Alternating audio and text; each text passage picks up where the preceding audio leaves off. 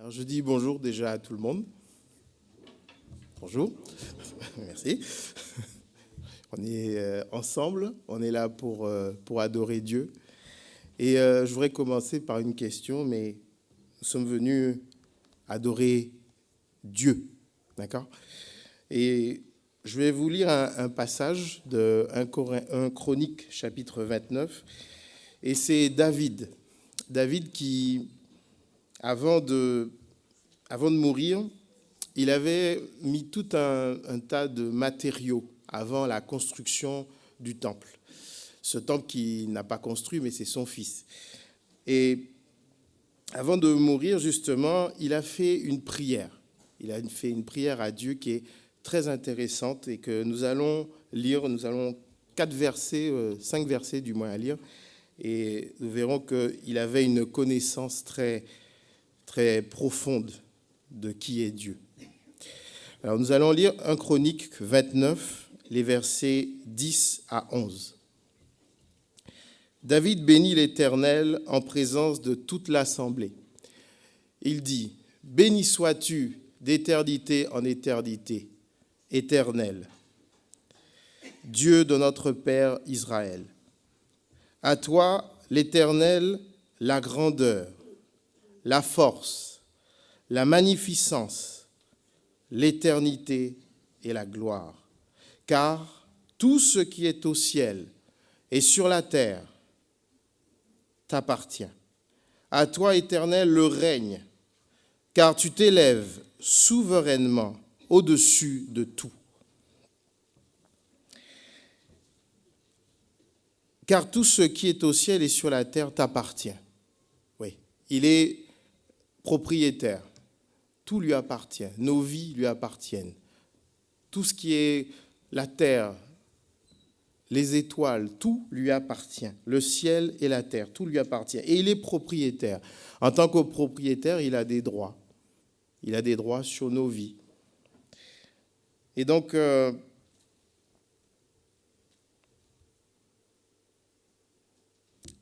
la deuxième partie du verset 11 qui dit que le règne lui appartient, car tu t'élèves souverainement au-dessus de tout. Il s'élève, c'est un constat, il s'élève au-dessus de tout. Ce n'est pas que lui-même dit, bon, je suis, mais il s'élève de par sa position. Il est le créateur, il est celui qui est à l'origine de toutes ces merveilles que nous voyons, et de ce fait, il est élevé. Nous allons chanter 2 chants où je vous invite à mettre tout votre cœur à chanter ces 2 chants qui sont infiniment grands et majestés.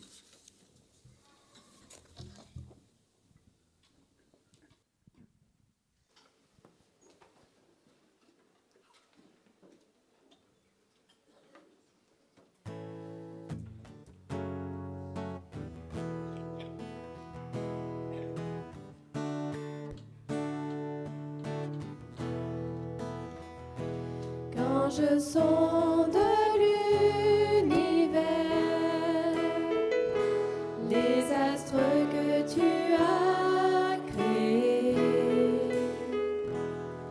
les océans, les mers, tout me révèle ta majesté. Alors mon âme veut s'écrier.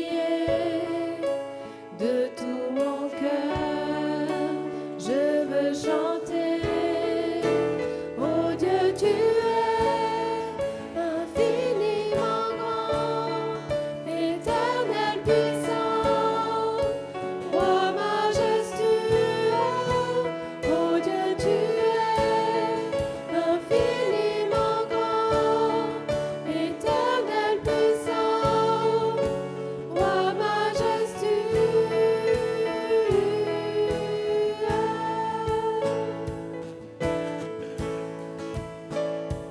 Quand je songe que tu m'as fait, que tu t'es révélé à moi,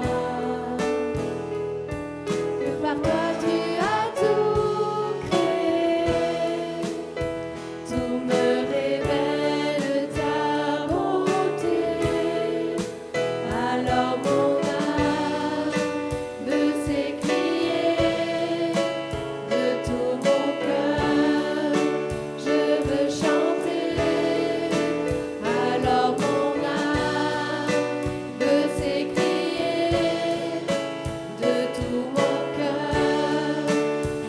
veux chanter. Oh Dieu, tu es infiniment grand, éternel puissant, roi majestueux. Oh Dieu, tu es infiniment grand, éternel puissant, roi majestueux.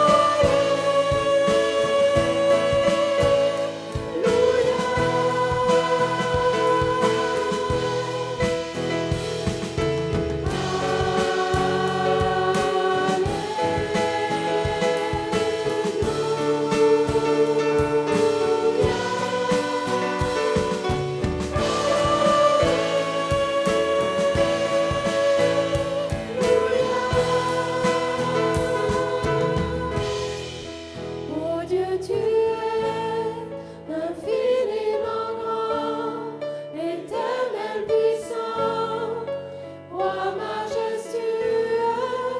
Oh Dieu, tu es infiniment grand, éternel puissant, roi majestueux.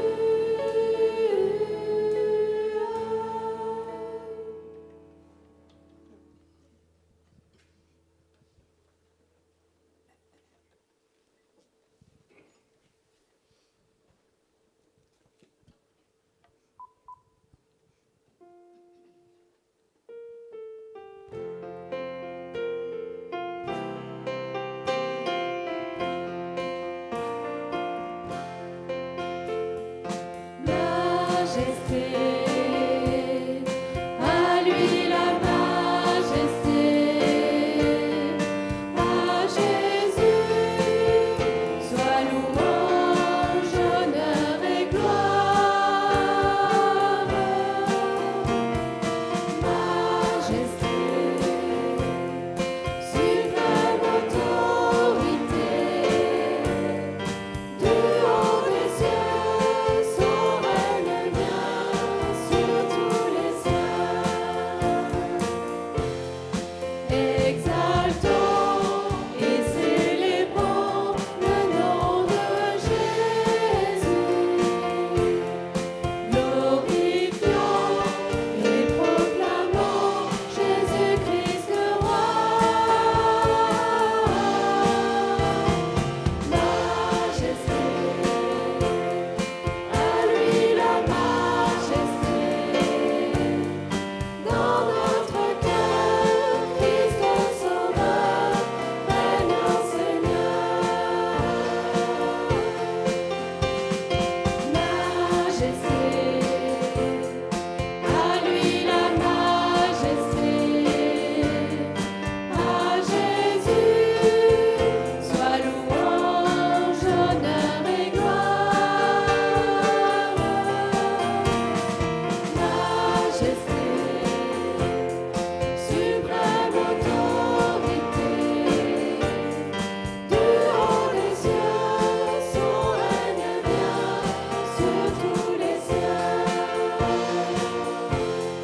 Exaltons et célébrons le nom de Jésus.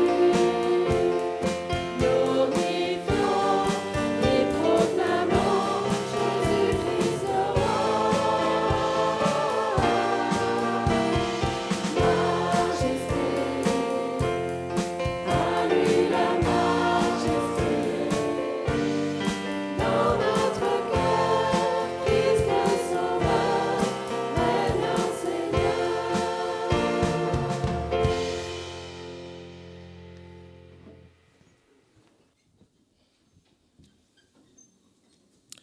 À lui la majesté, oui.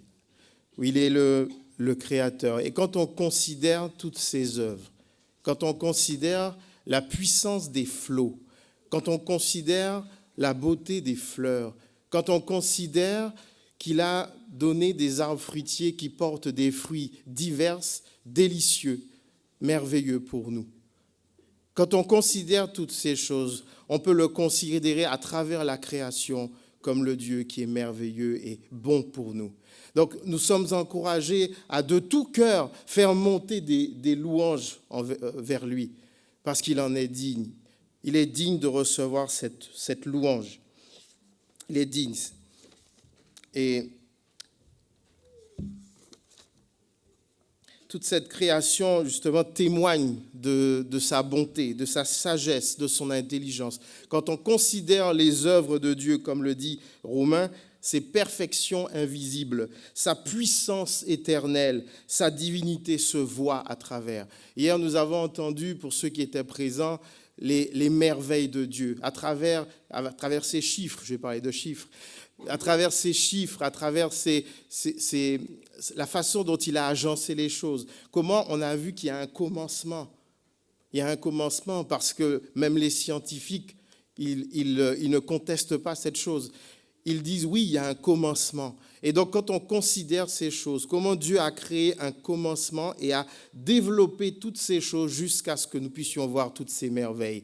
Considérons toutes ces choses, regardons ces choses, posez-les devant vos yeux, dans votre esprit, gardez ça à l'esprit. Et nous allons chanter d'autres chants. Et avant, on va lire 1 Chronique, chapitre 29, les versets 12 à 14. C'est de toi que viennent la richesse et la gloire. C'est toi qui domines sur tout. C'est dans ta main que sont la force et la puissance, et c'est ta main qui a le pouvoir d'agrandir et d'affermir toutes choses. Maintenant, ô notre Dieu, nous te louons, nous célébrons ton nom glorieux, car qui suis-je et qui est mon peuple pour que nous puissions te faire volontairement ces offrandes. En effet, ils étaient en train d'amasser des matériaux pour la construction de ce temple. Et là, la question, tout vient de toi, et nous recevons de ta main ce que nous t'offrons. Nous recevons de ta main ce que nous t'offrons. Il n'y a rien qui nous appartienne. Tout vient de lui. Tout ce que nous possédons, c'est lui qui nous l'a donné. Et ces richesses, cette gloire dont il est parlé ici, tout est à lui. La force est à lui, la puissance est à lui. Et nous, il nous la communique à des moments bien précis, à des moments qu'il a jugés bons. Il nous communique toutes ces choses. Et donc, pour le remercier, il est dit plus bas qu'il donnait ses offrandes avec un cœur bien disposé. Donc, ayant ce cœur disposé pour chanter les deux autres chants qui suivent, c'était toi, mon ancre et ma voile.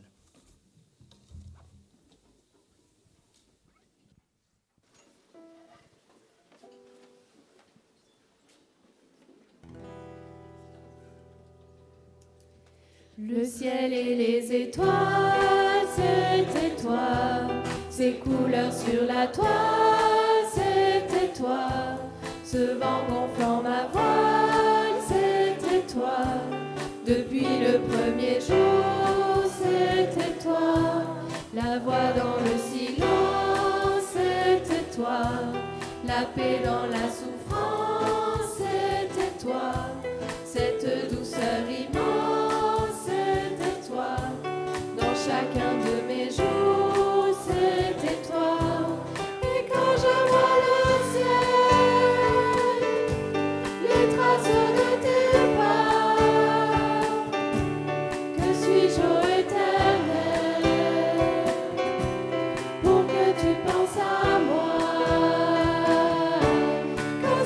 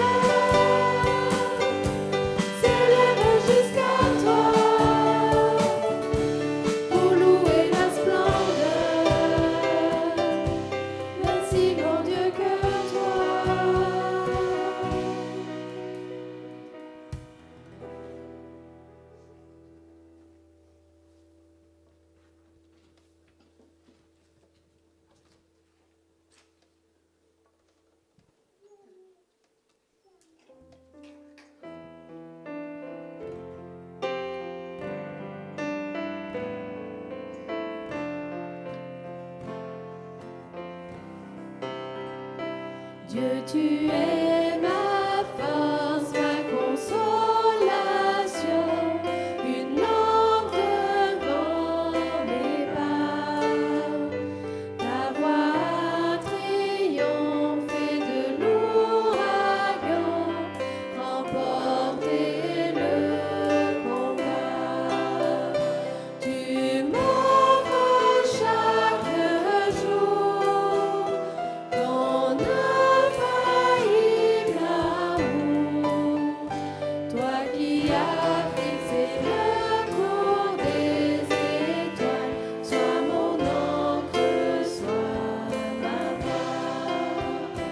Tu étends mes ailes pour toucher les cieux, protégé par ta main. Ta grâce m'appelle à lever les yeux et suivre ton chemin. Tu m'offres chaque jour ton infaillible amour.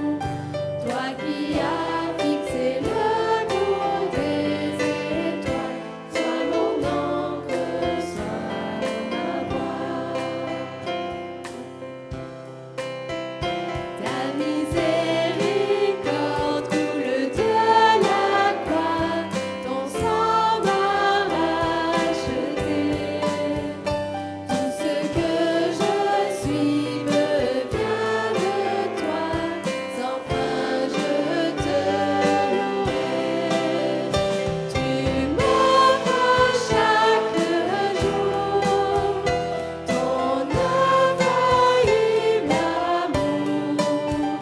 Toi qui as fixé le cours des étoiles, sois mon encre, sois ma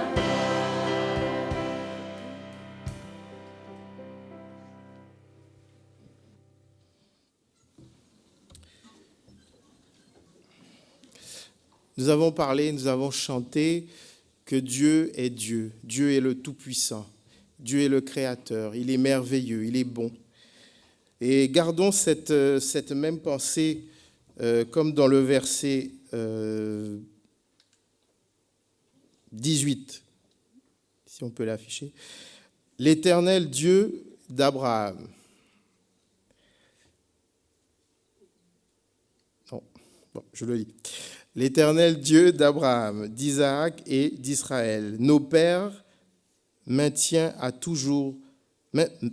Nos pères, pardon, je reprends. L'Éternel Dieu d'Abraham, d'Isaac et d'Israël, nos pères, maintient à toujours dans le cœur de ton peuple ses dispositions et ses pensées, et affermit son cœur en toi.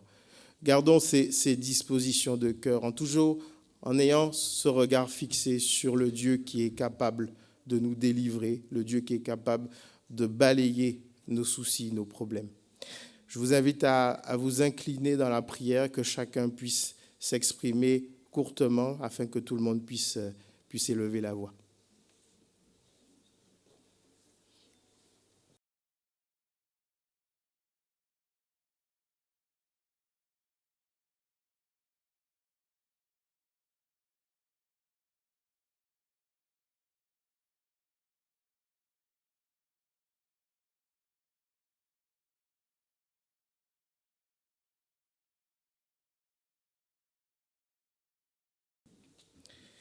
Nous allons chanter 2 autres chants avant de passer à la scène. Et nous reconnaissons par là que c'est lui qui est souverain. Il est au-dessus de tout. Et malgré le fait qu'il soit le roi, malgré le fait qu'il soit Dieu, il est descendu plus bas que les hommes, jusqu'à la mort. Chantons au-dessus de tout et lumière du monde.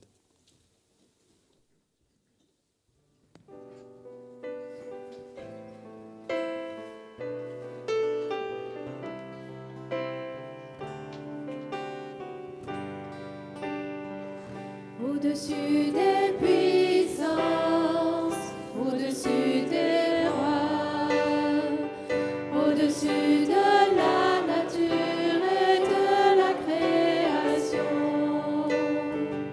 au-dessus de tout.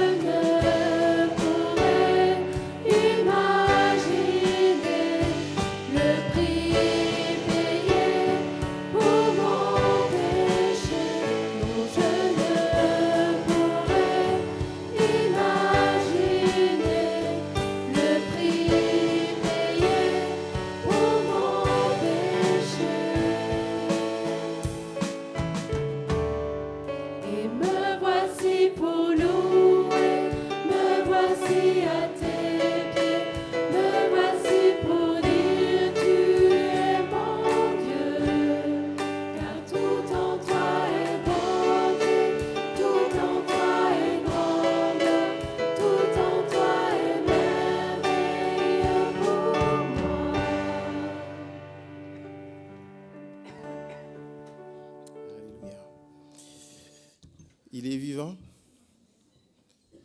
Il est vivant ou pas? Bon, je crois qu'il est vivant, oui.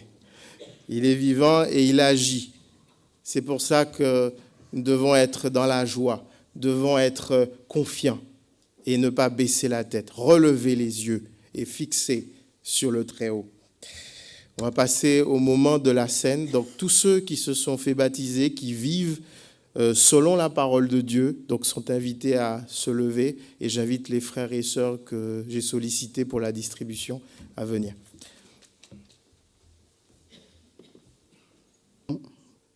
Nous te remercions, Seigneur, en ce jour, pour ce sacrifice sur la croix, Père éternel, pour ton corps que tu as sacrifié sur la croix pour nos péchés, nous qui étions perdus, Seigneur. Donc combien, Seigneur, rends-nous conscients de ce sacrifice, que tu n'es pas mort en vain sur la croix, mais c'est pour nous sauver, nous qui ne savions où aller, Seigneur.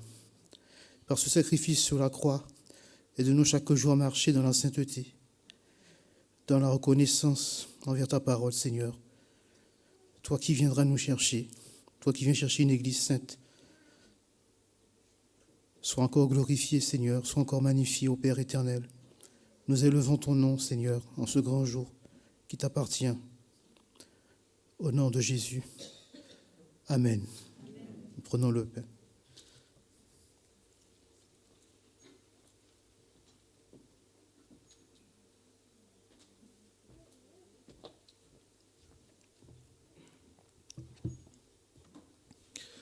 Tendre Père, nous voulons une fois de plus te dire merci. Tu nous dis, Seigneur, dans ta parole, Luc 19 au verset 10, car le Fils de l'homme est venu chercher et sauver ceux qui étaient perdus. Seigneur, devant Zachée, lui qui était méprisable, lui qui était un homme qui n'était pas agréé dans la société de par sa position, Seigneur, tu es quand même venu pour lui. Et Seigneur, si tu étais là pour lui, tu es là aussi pour nous, tu es venu aussi pour nous. Et pour cela, Seigneur, nous te disons merci. Dans cette quête, dans cette recherche, Seigneur, elle t'a conduit à être frappé, à être humilié, à être crucifié. Seigneur, tu le savais cela, ce n'était pas une surprise, mais tu le savais. Mais malgré tout cela, par amour, Seigneur, tu as obéi et tu es allé jusqu'à la croix. Alors, Seigneur, qui sommes-nous pour que tu te souviennes de nous? En signe de reconnaissance et d'humilité, nous voulons tout simplement te dire une fois de plus, merci, Seigneur, pour l'acte accompli à la croix. Prenons le vin.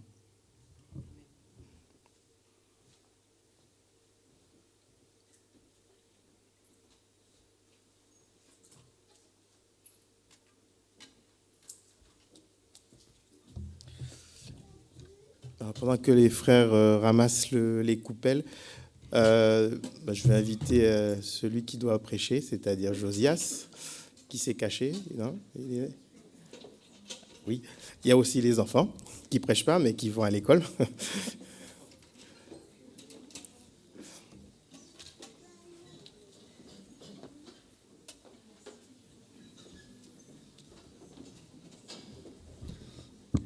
Bonjour à tous.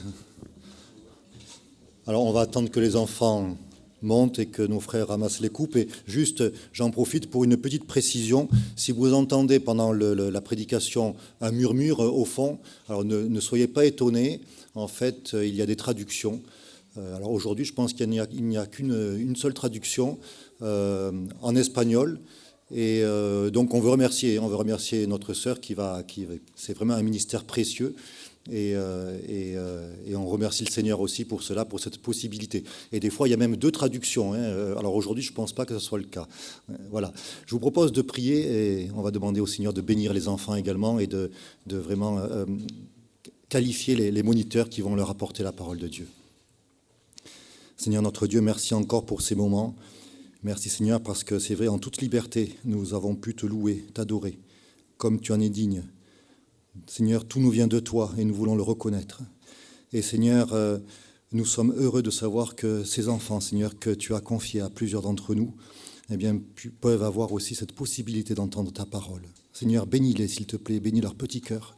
Bénis les moniteurs, nos sœurs, nos frères qui vont leur apporter cette parole, Seigneur. Et nous savons que c'est un ministère tellement important.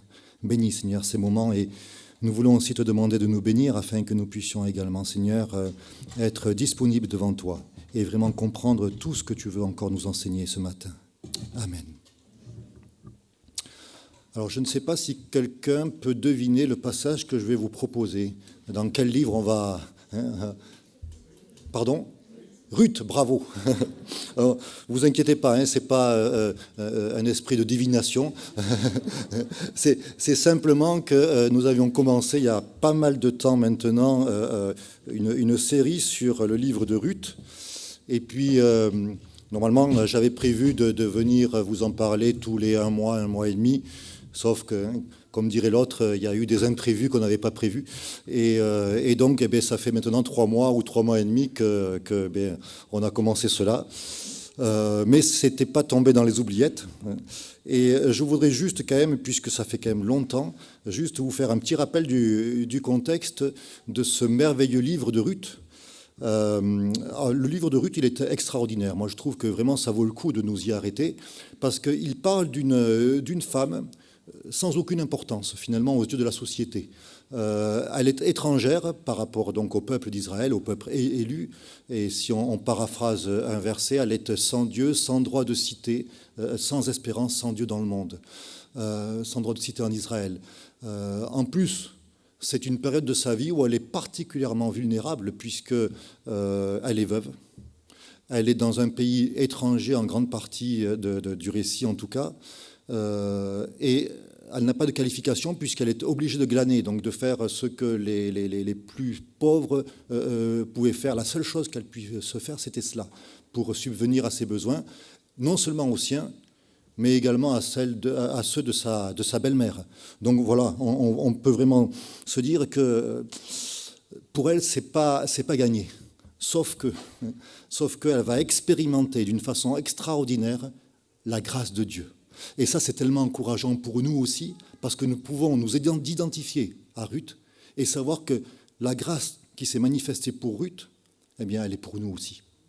Et puis on verra quand dans d'autres, la prochaine fois, je pense, combien cette grâce, eh bien, elle va se manifester même dans des petits détails qui pourtant peuvent passer pour quelque chose de dérisoire. Voilà, des choses de tous les jours. Voilà. Et pourtant, Dieu est là.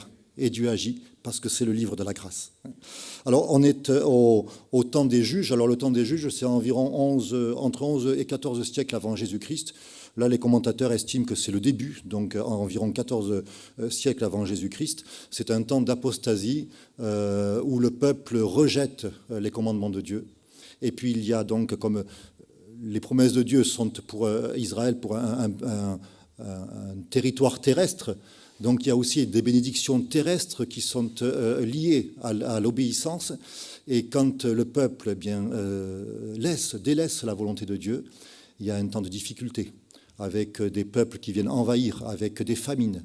Et le peuple se ressaisit, crie à Dieu, revient vers Dieu, et Dieu va envoyer des hommes, des femmes, une femme, donc ce sont les juges, qui vont reprendre en main le peuple, et le peuple va revenir à son Dieu, il a la bénédiction, et quand la bénédiction est là, hop, on retombe, et ce sont des vagues comme ça, successives, d'apostasie. Et avec cette petite phrase qui revient tellement souvent, il n'y avait en ce temps-là point de Dieu en Israël, chacun faisait ce qui lui semblait bon. Sauf que il n'y avait jamais eu de Dieu en Israël auparavant. Donc, avec l'éclairage que Dieu va donner à Samuel, le dernier juge, on comprend qu'en fait, c'est l'Éternel qui n'était plus Dieu en Israël dans ce temps-là. On ne voulait plus que l'Éternel règne sur nous. Et voilà donc un peu la mentalité de l'époque. Et la dernière fois, on avait lu juste les 5 premiers versets. On va quand même les relire parce qu'ils posent le décor. Et c'est important de se le rappeler. Donc on lit dans Ruth au chapitre 1, les versets de 1 à 5. Du temps des juges, il y eut une famine dans le pays. Un homme de Bethléem de Juda partit avec sa femme et ses 2 fils pour faire un séjour dans le pays de Moab. Le nom de cet homme était Élimélec, celui de sa femme Naomi, et ses 2 fils s'appelaient Machlon et Kiljon. Ils étaient Éphrasiens de Bethléem, de Juda. Arrivés au pays de Moab, ils y fixèrent leur demeure. Élimélec, mari de Naomi, mourut, et elle resta avec ses 2 fils. Ils prirent des femmes moabites, dont l'une se nommait Orpa et l'autre Ruth, et ils habitèrent là environ 10 ans. Machlon et Kiljon moururent aussi tous les 2. Et Naomi resta privée de ses 2 fils et de son mari. Et il y a ici quelque chose, donc cette petite famille, on a comme un focus sur une famille toute simple de cette époque qui part donc pour fuir la famine, sans se rappeler que finalement, par la famine, c'est Dieu qui parle.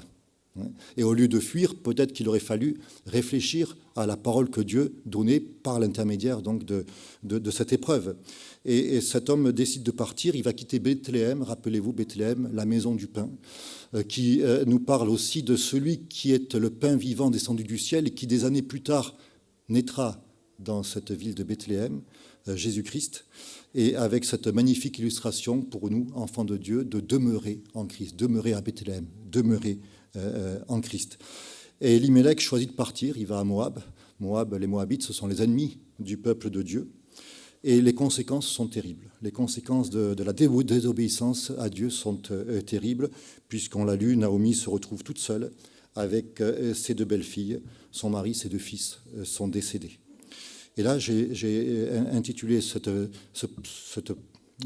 côté de cette prédication « Un constat sans appel ».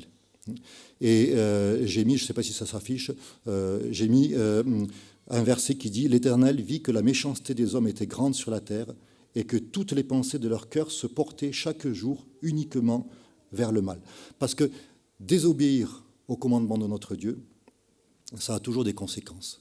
Ça a toujours des conséquences qui peuvent être dramatiques. Et le cœur de l'homme fait qu'on cherche toujours à minimiser nos désobéissances. On cherche toujours à dire « il y a quelqu'un qui est pire que moi, et c'est pas si grave, etc. » N'empêche que désobéir au commandement de Dieu, ça a des conséquences. La Bible appelle cela le péché, rater la cible. Vous connaissez, rater la cible, la signification de péché, c'est rater la cible. C'est un mot qui aujourd'hui paraît totalement désuet, moyenâgeux, et pourtant c'est une réalité. C'est une réalité.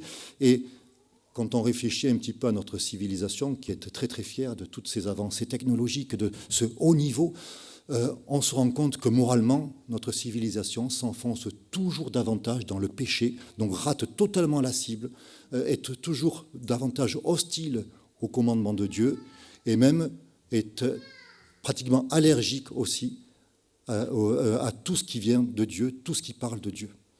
Il y a comme vraiment un rejet de plus en plus total de tout ce qui vient de Dieu. Et il y a des voix qui s'élèvent. Hier, on parlait donc de Michel Onfray, qui est un philosophe qui est athée, qui même nie que Jésus-Christ ait pu exister. Et il a écrit un livre, Décadence, dans lequel il fait une analyse très poussée de notre société, de la morale qui finalement n'existe plus. Et pour lui, la conclusion, on arrive à la fin de la civilisation. Quand le chrétien observe ce qui se passe autour de lui, et qu'il se rappelle des paroles de la parole de Dieu, des paroles de la Bible, le chrétien se dit, bien, le retour de Christ est proche. Il revient bientôt. Et ça, c'est tellement encourageant. Et la Bible dit, mais en Romains chapitre 6, verset 23, le salaire du péché, c'est la mort. La mort physique, mais aussi, bien sûr, et surtout la mort spirituelle. Hébreux chapitre 9, verset 27, je vous le lis. Il est réservé aux hommes de mourir une seule fois. Donc pas de réincarnation, pas de purgatoire avec possibilité de se racheter. Il est réservé aux hommes de mourir une seule fois et après vient le jugement.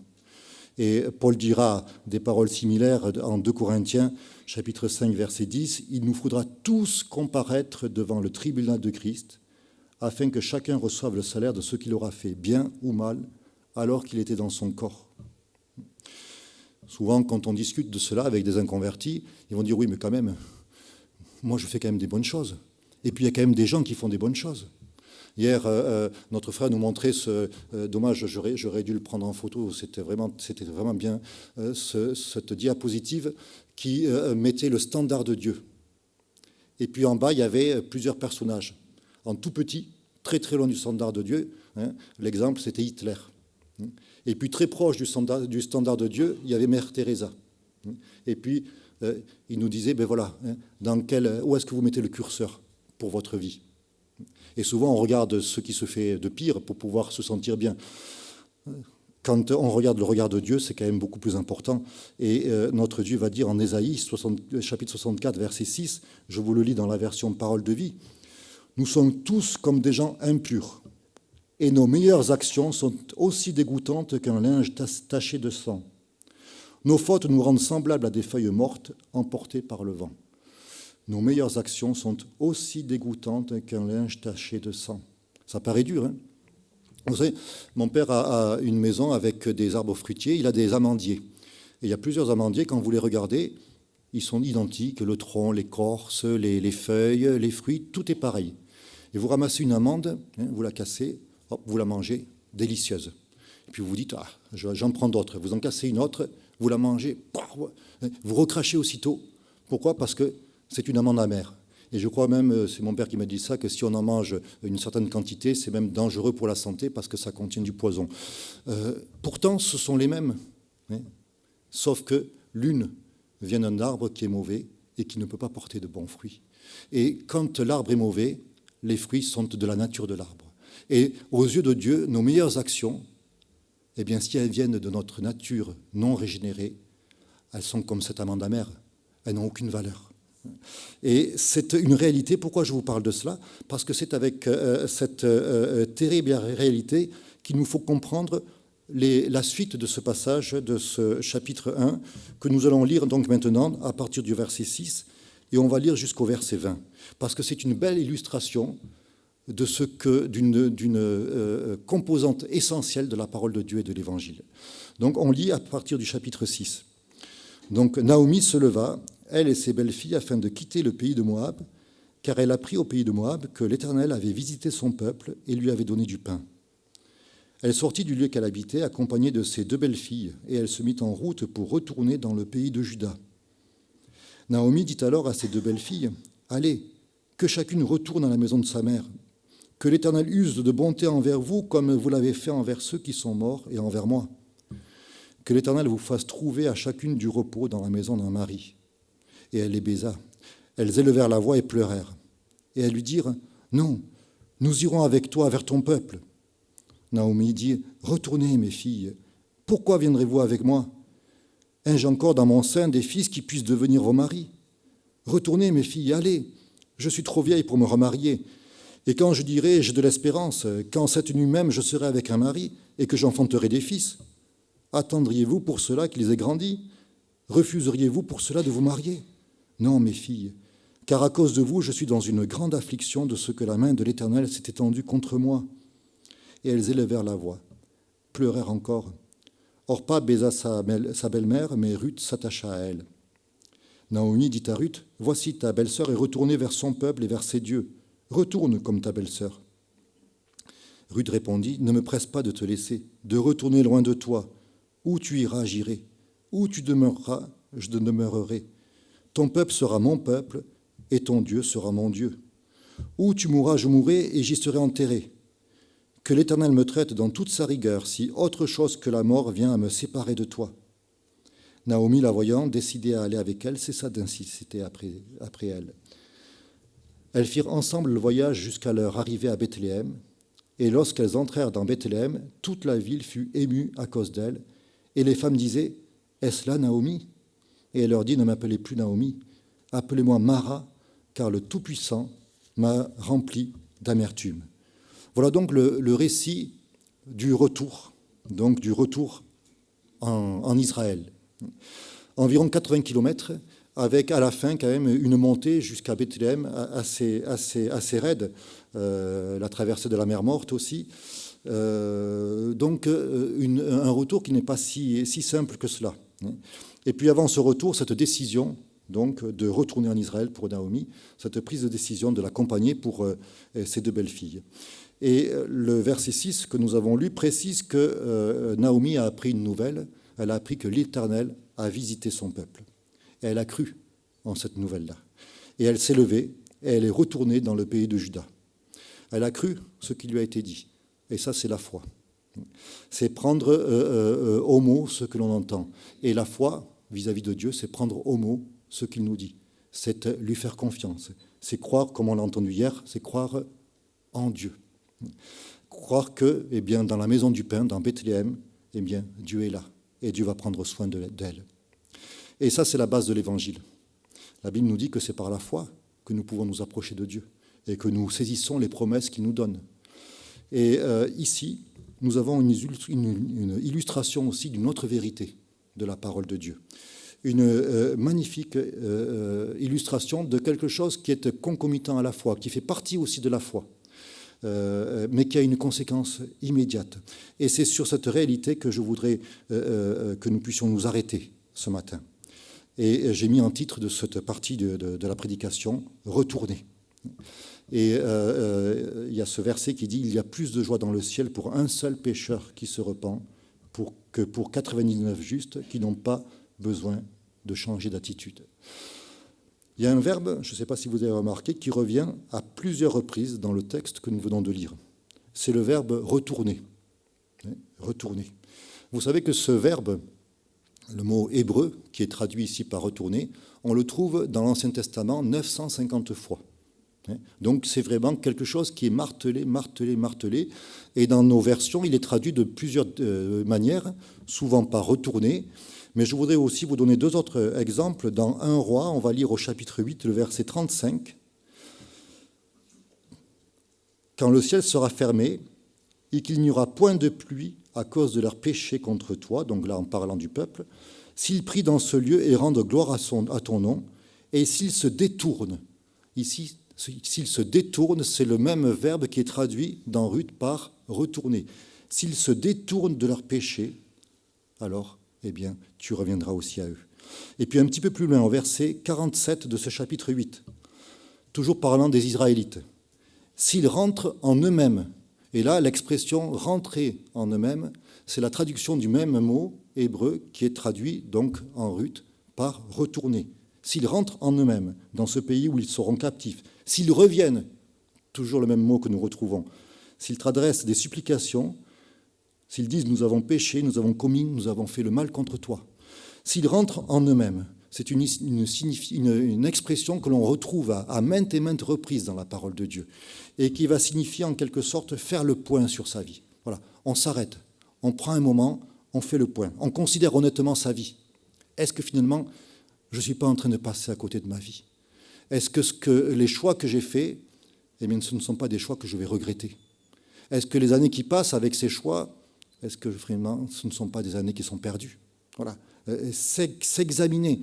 Dans 2 Corinthiens chapitre 13, verset 5, dans la version de Darby, examinez-vous vous-même. Donc là, c'est en grec, mais c'est la même expression que rentrer en soi-même. Voyez si vous êtes dans la foi, éprouvez-vous vous-même.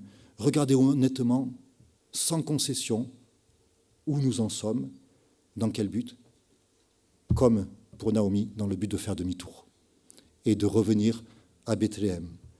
Et vous savez, Naomi a posé un regard réaliste sur sa vie. Et quand on lit ces textes, on voit qu'elle mentionne effectivement que l'Éternel s'est prononcé contre elle. Mais elle ne le fait pas en cherchant des excuses ou en prétextant quelque injustice de la part de Dieu. Non, elle reconnaît que oui, l'Éternel s'est prononcé contre elle parce qu'à un moment, elle a fait des mauvais choix. Elimelech, mais elle aussi. Dans l'évangile de Luc, au chapitre 15, le Seigneur va donner une magnifique illustration de rentrer en soi-même avec la parabole du fils prodigue. Et vous connaissez donc ce garçon qui a demandé à son père de lui donner sa part de bien qui devait lui revenir, son héritage.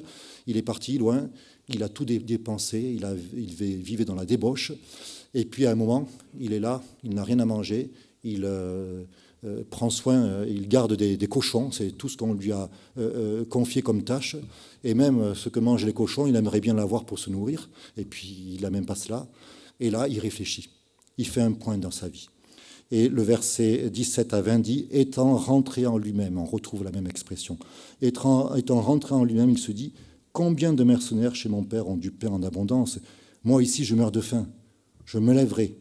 J'irai vers mon père et je lui dirai « Mon père, j'ai péché contre le ciel et contre toi. Je ne suis plus digne d'être appelé ton fils. Traite-moi comme l'un de tes mercenaires. » Et il se leva et alla vers son père.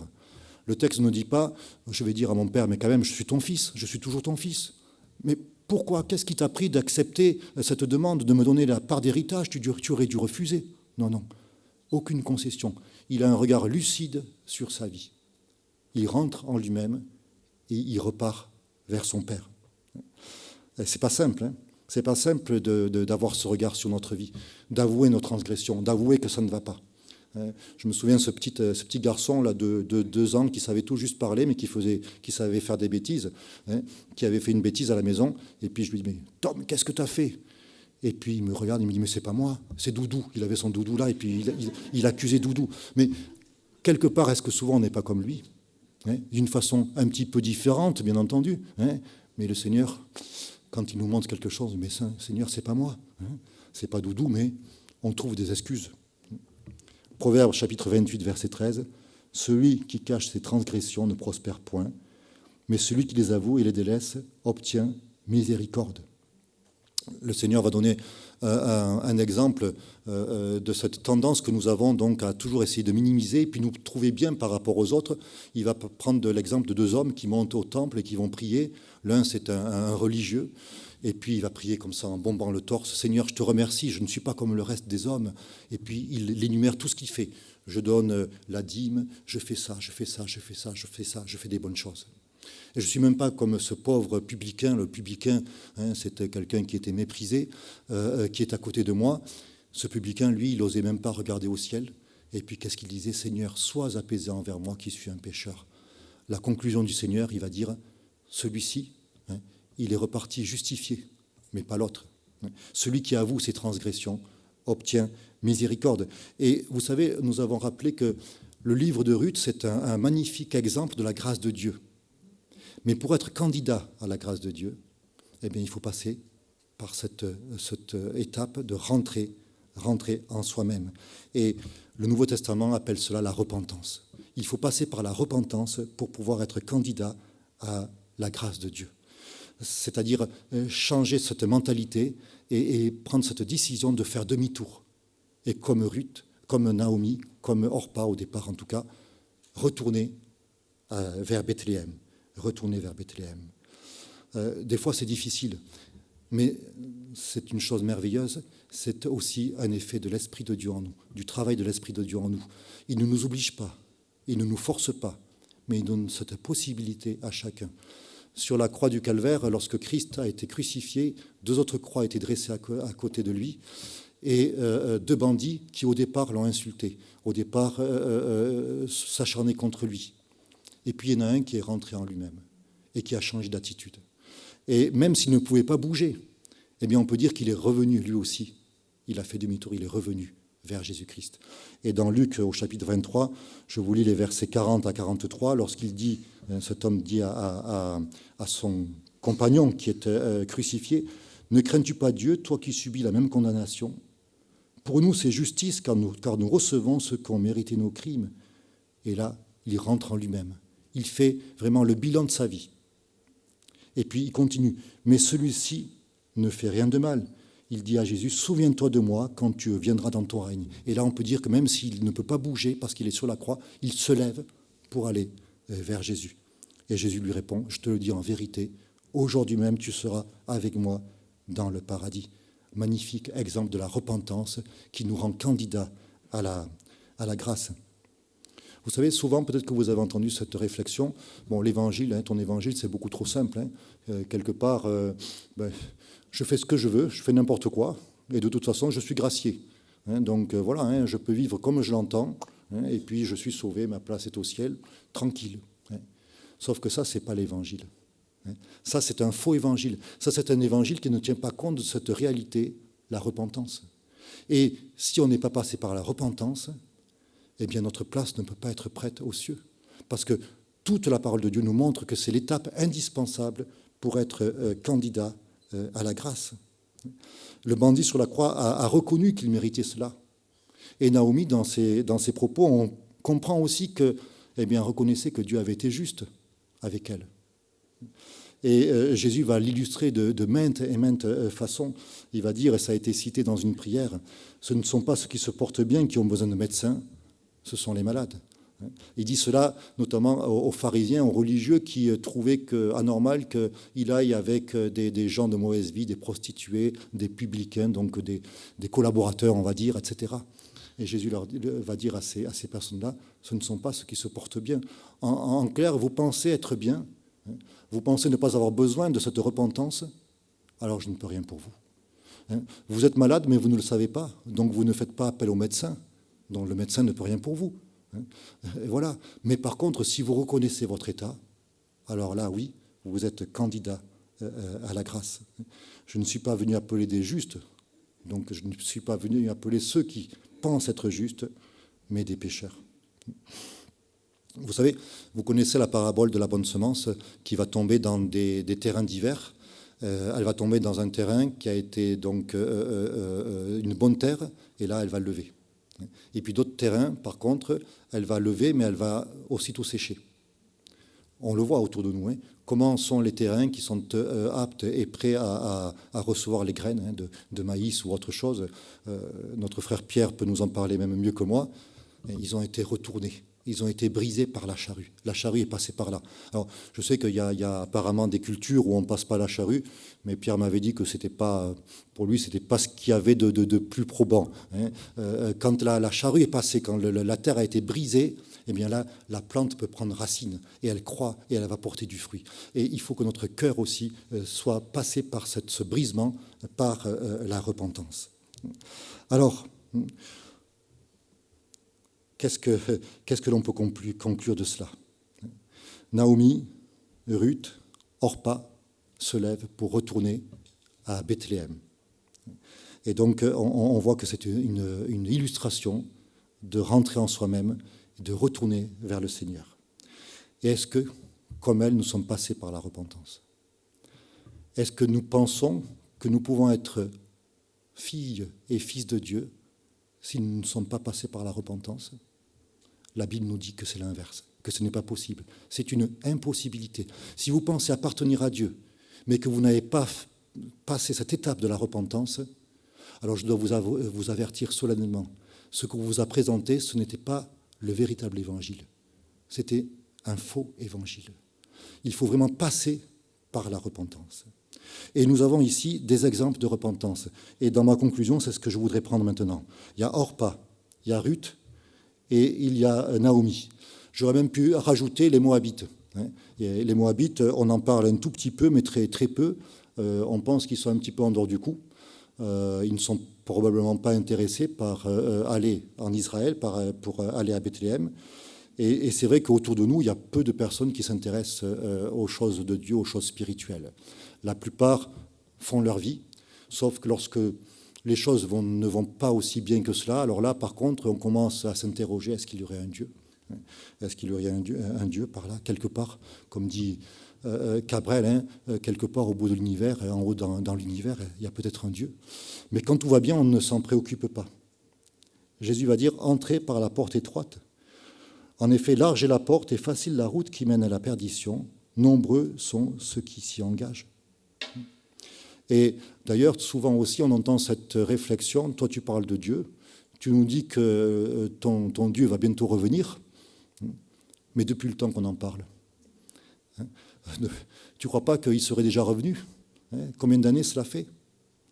Pierre a répondu à cela. Dans sa deuxième épître, au chapitre 3, verset 9, il va dire « Le Seigneur ne tarde pas dans l'accomplissement de la promesse, comme quelques-uns le croient, mais il use de patience, ne voulant pas qu'aucun périsse, mais voulant que tous arrivent à quoi?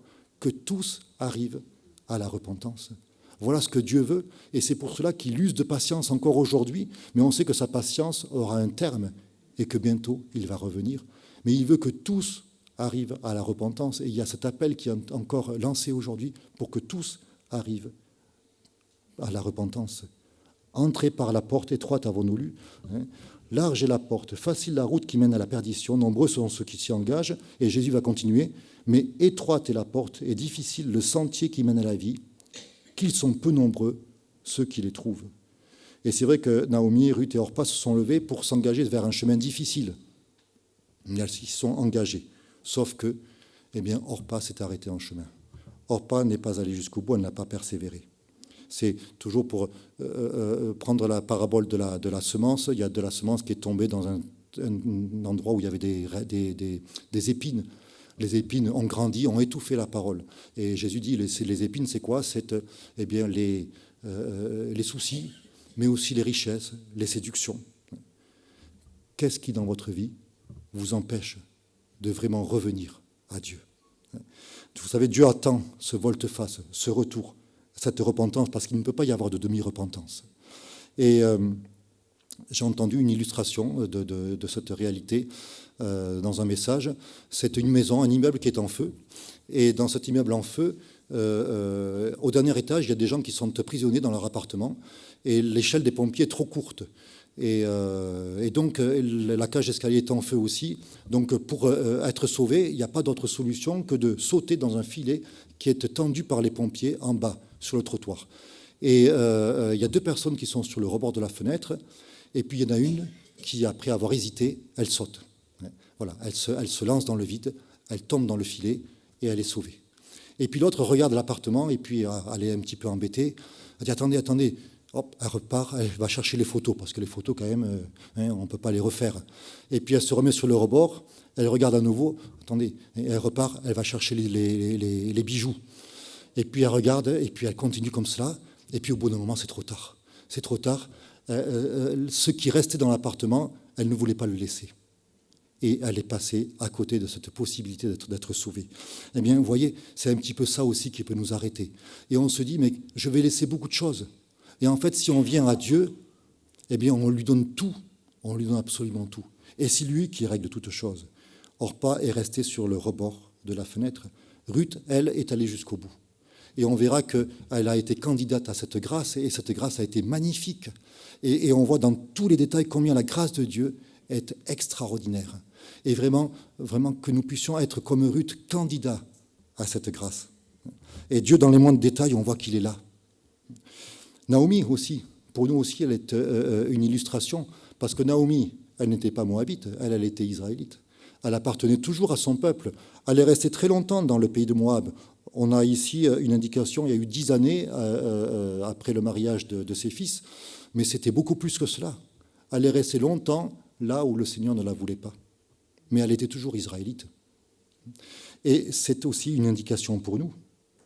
Nous appartenons à Jésus-Christ. Nous sommes passés par la repentance. Nous savons que nos noms sont inscrits dans le livre de vie et que nul ne peut les effacer. Mais peut-être que comme Naomi, nous avons quitté Bethléem. Et nous sommes dans un état où nous avons quelque chose qui nous tient prisonniers et qui nous empêche de revenir comme Naomi l'a fait. Et combien c'est dramatique, combien c'est dommage, parce que même si nous sommes enfants de Dieu, le fait de ne pas demeurer en Bethléem, de ne pas demeurer en Christ, eh bien, nous passons à côté de cette vie pleine, abondante, que le Seigneur a en réserve pour chacun de ses enfants. Et qu'est-ce qui nous empêche de faire comme Naomi, de rentrer en nous-mêmes et de reconnaître que nous ne sommes pas là où Dieu nous veut? Qu'est-ce qui, dans ma vie, me retient? Vous savez, le fils prodigue, lorsqu'il est revenu vers son père, il n'est pas revenu avec des petits cochons. Et est-ce que dans ma vie, il n'y a pas quelque chose comme cela qui me retient et qui fait que je suis enfant de Dieu, mais je n'ai pas cette plénitude de vie que je pourrais avoir? Et là aussi, la repentance, elle est pour nous. Vous savez, dans le temple, Jésus est rentré un jour, et puis il a fait un fouet, il a chassé les vendeurs du temple qui étaient là. Et il a cité cette prophétie, cette parole, la maison de mon père est appelée une maison de prière, mais vous en avez fait une caverne de voleurs. Et peut-être que dans notre vie, d'enfants de Dieu, eh bien, il y a des marchands du temple qui sont là. Et le temple, il est saint. Le temple, il a été sanctifié, c'est-à-dire qu'il est à part. Il est pour un usage unique. Cet usage, c'est pour Dieu seul. Et il est temps aussi de prendre l'exemple de Naomi, de rentrer en nous-mêmes, de réfléchir et de dire, Seigneur, oui, là, dans ma vie, il y a quelque chose qui ne va pas. Et Seigneur, je suis incapable même de le laisser, cela. Tu vois, ce vendeur du temple est revenu en moi, je suis incapable, Seigneur, de laisser cela. Mais Seigneur, je le confesse, viens, Seigneur, et change-moi. Ça, c'est la repentance. Et la repentance, c'est vrai qu'elle est indispensable pour être candidat à la grâce, mais c'est quelque chose aussi que nous avons à cultiver dans nos vies, jour après jour. Comme disait David, Seigneur, regarde si je suis sur une mauvaise voie et conduis-moi sur la voie de l'éternité. Et voilà, nous sommes appelés à être un temple pour le Seigneur. Nous sommes appelés à être un temple pour le Seigneur. Alors je voudrais juste terminer en vous posant cette question. Est-ce que vous êtes passé par la repentance? Ou est-ce que le salut que vous pensez avoir est finalement un salut qui n'est pas pleinement conforme à la parole de Dieu? Est-ce que vous êtes passé par la repentance? Ou est-ce que, comme Orpa, vous êtes allé jusqu'à un certain point, mais il y a quelque chose qui vous bloque? Alors aujourd'hui encore, c'est le jour de grâce. Aujourd'hui encore, vous pouvez crier à votre Dieu pour qu'il vous aide à régler cette difficulté qui vous empêche, comme Orpa, d'aller plus loin. Et puis si vous lui appartenez et que vous savez que dans votre vie, quelque chose n'est pas à sa gloire, là aussi, son secours est là pour pouvoir vraiment être délivré de cela. Et Seigneur, oui, aide-moi. Je veux vraiment, Seigneur, tout te donner, t'appartenir. Alors Seigneur, aide-moi. Et je veux, comme Naomi, eh bien, revenir à toi et demeurer en Bethléem, demeurer en toi.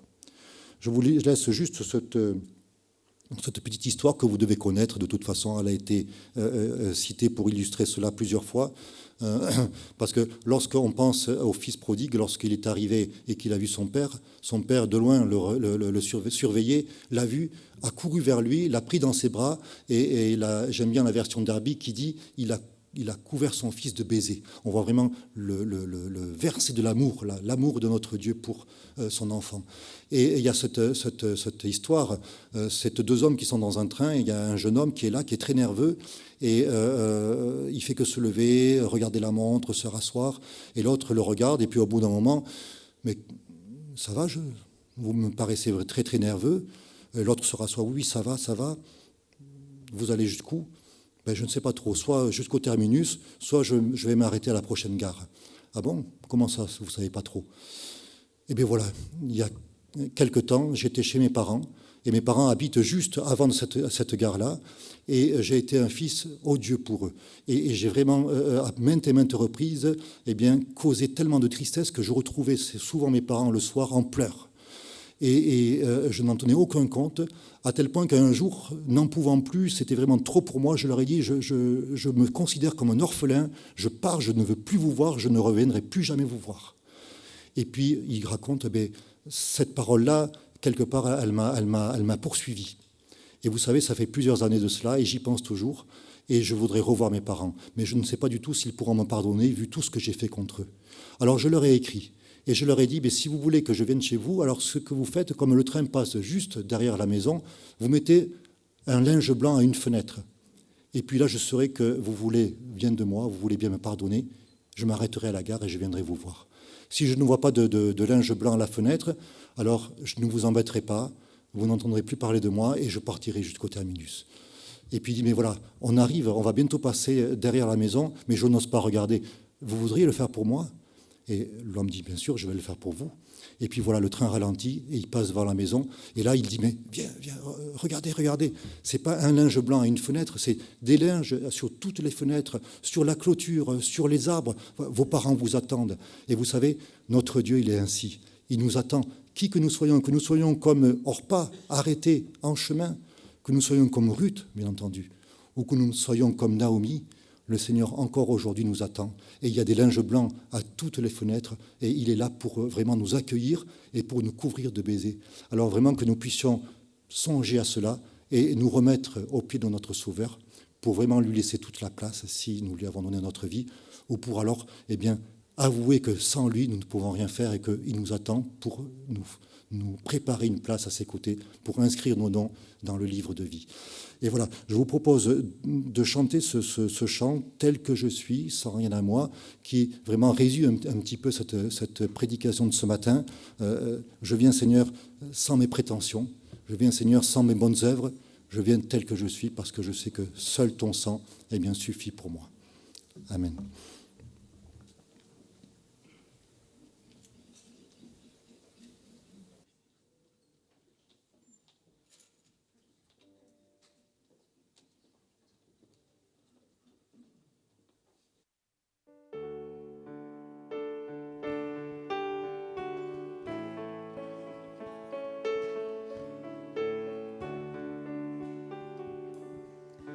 Tel que je suis.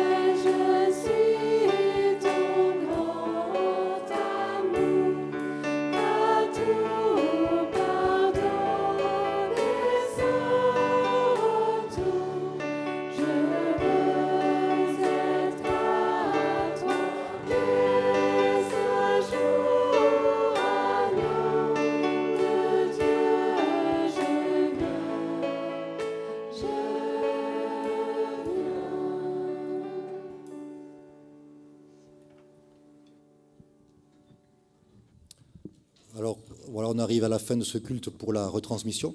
Alors juste un petit rappel pour ceux qui nous suivent en vidéo. Vous avez l'adresse du site internet et si vous voulez nous contacter, eh bien, vous pouvez très bien passer par le site et en principe les mails nous arrivent. Alors